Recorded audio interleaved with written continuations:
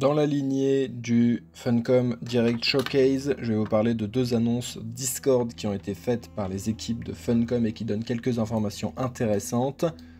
La première sur la religion. Nous convenons que la religion fait partie intégrante de l'univers de Dune. C'est pourquoi dans Dune Awakening, vous rencontrerez et interagirez avec des personnes de différentes religions tout au long de votre voyage. Cependant, contrairement à l'histoire présentée dans les livres, le joueur n'est pas un messie et ne jouera pas un rôle majeur dans les religions. Diriger des gens dans une guerre sainte n'est pas la raison pour laquelle vous arrivez dans Arrakis. Donc, on rappelle, la raison pour laquelle vous arrivez dans Arrakis, c'est parce que vous êtes un esclave du Bene Gesserit et le vaisseau s'est crashé et que vous êtes un peu livré à vous-même.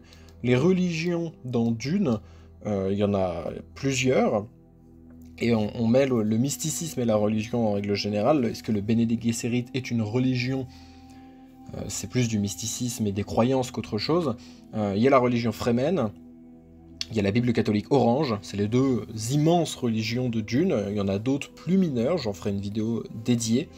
Toujours est-il que c'est intéressant de voir qu'ils prennent en compte ce fait d'avoir plusieurs religions. Et en plus des religions, il y a les croyances, parce que c'est très philosophique, et les maîtres d'épée de Guinaz ont des croyances qui vont être différentes. Le Bene Gesserit a des croyances aussi, le Bene Tleilax, etc. Enfin, quelque chose d'assez complexe, et du coup c'est intéressant.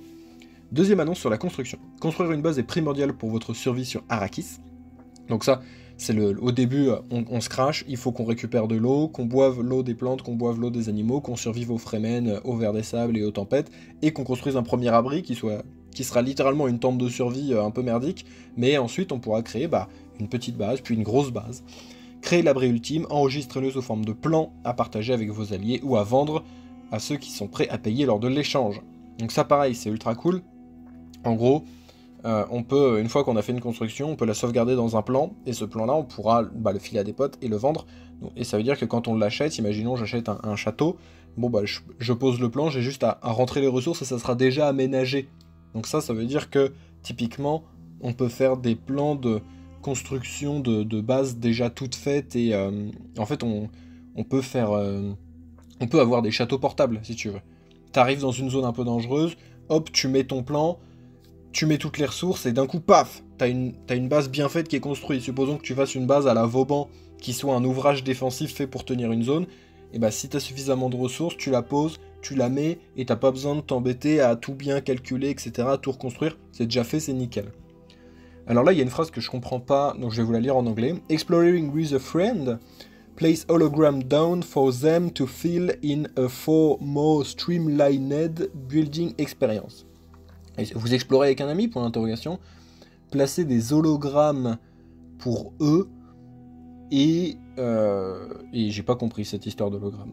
Si quelqu'un peut m'expliquer, je suis une grosse queue en anglais, peut-être que ça vient de Conan Exile, je ne sais pas, donc là j'ai pas compris. Il y aura des hologrammes pour des amis, peut-être que c'est placer les volontés de construction, de dire ah, j'aimerais mettre un mur ici, j'aimerais mettre un mur ici, et que du coup l'ami il voit vos projets de construction, et du coup il construit aussi comme vous voulez qu'il le fasse, je sais pas.